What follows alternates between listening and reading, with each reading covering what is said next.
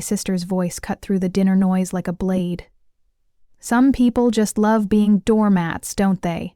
Little did she know, I was about to slam that door shut forever. What happened next? Let's just say karma has never tasted so sweet. If you've ever been taken advantage of by your family and finally found the courage to fight back, smash that subscribe button. Hit like on this video, because you're about to witness the most satisfying moment of justice I've ever experienced. Trust me, you don't want to miss this. Let's dive in. You know that feeling when you're sitting at a family gathering and suddenly realize you're not actually family, you're just the bank? That moment of crystal clear awareness hit me like a freight train during my mother's 65th birthday celebration. We were packed into her dining room, the air heavy with pot roast, boxed wine, and those vanilla candles she bought in bulk from the dollar store, the kind that never quite masks the smell of old carpet and disappointment. Conversations layered on top of each other like competing radio stations. My Uncle Robert was pontificating about cryptocurrency to anyone who'd listen. My teenage nephew Mason had his face buried in his phone, occasionally snorting at whatever meme he'd discovered. And there was my mother, positioned at the head of the table like a queen surveying her domain, that satisfied smile spreading across her face whenever the attention turned her way. But the star of the show? My sister Jessica, holding court 3 chairs down from me, regaling everyone with tales of her latest entrepreneurial venture, some multi-level marketing schemes involving essential oils and financial freedom. She spoke with the confidence of someone who'd never actually succeeded at anything, gesturing wildly with her wine glass as she painted pictures of her inevitable empire. Everyone nodded along like she was unveiling the cure for cancer. No one mentioned her last business disaster, that online boutique that lasted exactly 4 months before I had to cover her remaining inventory costs, or the fitness coaching certification that led nowhere except to my credit card statement. They never mentioned those things, because I was always there to clean up the mess.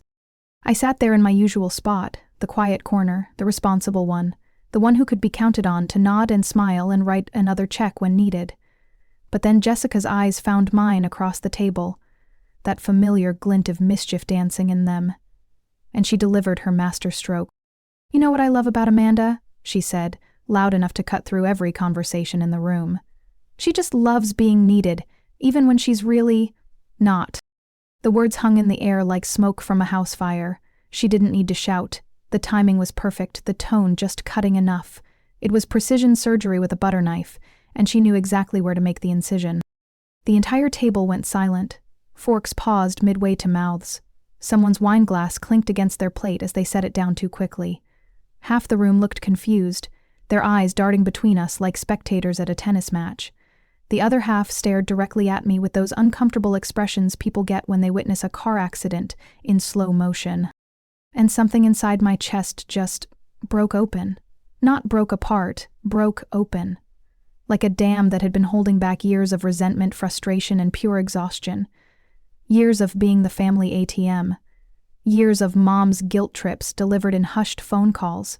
How can you even sleep at night knowing Jessica's struggling? She has children, Amanda. Years of covering her mistakes, rent payments, car repairs, credit card bills, whatever financial catastrophe she'd stumbled into that month, all while she lived like the world owed her a living. So I stood up. Slowly, deliberately. My chair scraped against the hardwood floor with a sound like fingernails on a chalkboard.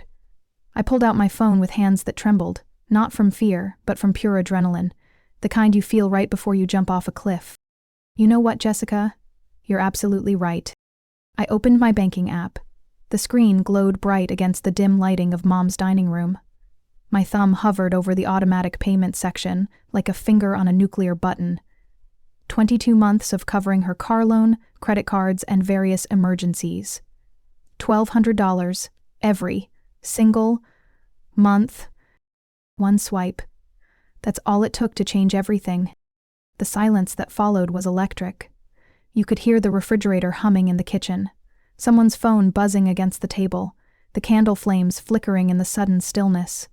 Jessica's confident smirk crumbled like a house of cards. Her face went from smug superiority to pale confusion in the span of 3 heartbeats. Her husband Mark shifted in his seat like he was sitting on hot coals. Mom cleared her throat, that nervous little sound she made when things weren't going according to script. "Amanda, sweetheart, what are you?" I'm done being needed, I said, my voice steadier than I felt inside. I looked straight at Jessica, watching her process what had just happened. You have until the end of the month. After that, you're on your own. Her mouth opened and closed like a fish gasping for air. You can't be serious. Right now? On Mom's birthday? Would you prefer I lie to everyone on Mom's birthday? Pretend everything's fine while you publicly humiliate me and I keep financing your lifestyle? For the first time in our entire relationship, my sister had nothing to say. Mom stared at me like I'd just announced I was joining a cult. Uncle Robert actually looked up from his phone. Even Mason paused his scrolling to watch the drama unfold. Then, from the far end of the table, my grandfather's voice cut through the tension like a sword through silk. It's about damn time. I grabbed my purse, pushed my chair in with exaggerated precision, and walked toward the door. My heels clicked against the hardwood like a metronome counting down to detonation, but I didn't look back. Behind me, I could hear the explosion of whispered conversations erupting like popcorn in a microwave. That night, my phone transformed into a weapon of psychological warfare. Text after text after text, missed calls that lit up my screen like a Christmas tree. Jessica, Mom, Mark, even my Aunt Linda crawled out of the woodwork to contribute to the guilt parade. The messages were all variations on the same theme. How could you do this to your family? What about the children? You're being selfish and heartless. I turned my phone face down and slept better than I had in years. The first of the month arrived like Judgment Day, payment due date, and I sat in my kitchen with my morning coffee, imagining them all waiting by their mailboxes and checking their bank balances, expecting the familiar miracle of money appearing just in time. Like always. But this time the bank account said no. This time reality came knocking with an eviction notice. Mark texted first. A dissertation-length essay about how I was destroying innocent children's lives and what kind of person could sleep peacefully knowing their family was suffering. I responded with surgical precision. Your family's financial planning isn't my responsibility. The silence that followed was more satisfying than any argument I'd ever won. Then came Jessica's 5-stage campaign. First came anger. You're really going to do this after everything we've been through? Then bargaining. Just this once, Amanda. I swear on the kids' lives I'll pay you back. I'm expecting a huge commission next week. Finally, desperation. A voicemail left at midnight, her voice cracking like thin ice.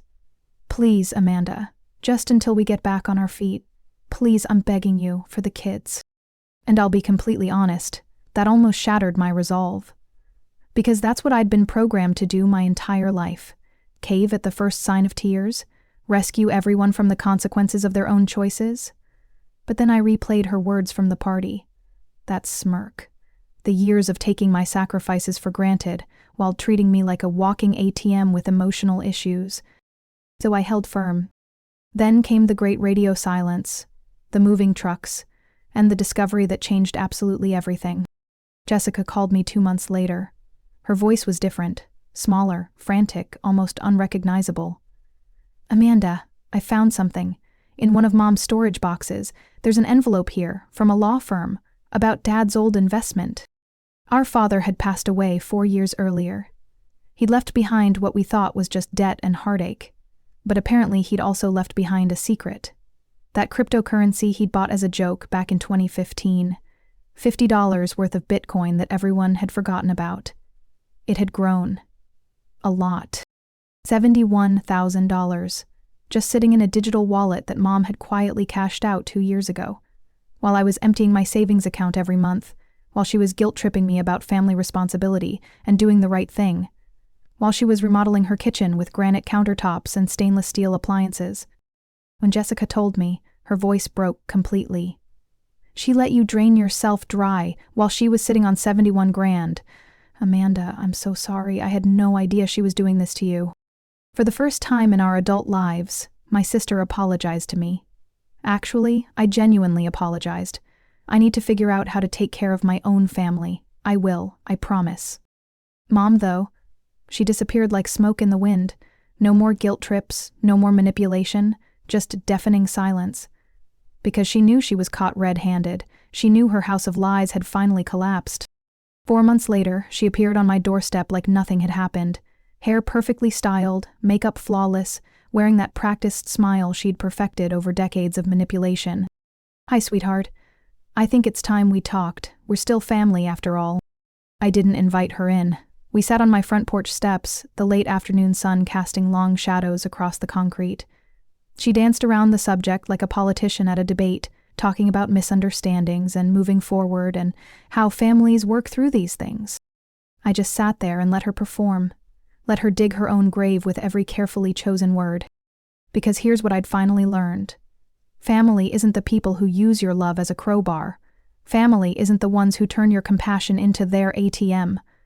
Real family is the people who, when you finally stop enabling them, find the strength to stand on their own 2 feet instead of demanding you carry them forever. For the first time in my adult life, I didn't need a bank account. I wasn't required to set myself on fire to keep other people warm. And you know what that felt like? Pure, unadulterated freedom. Sometimes the most loving thing you can do is stop rescuing people from their own choices. Sometimes saying no is the greatest gift you can give, to them and to yourself. What's the most satisfying moment you finally stood up for yourself? Drop it in the comments below. I read every single one. Don't forget to smash that like button if this story resonated with you, and subscribe because trust me, we're just getting started. You won't want to miss what's coming next.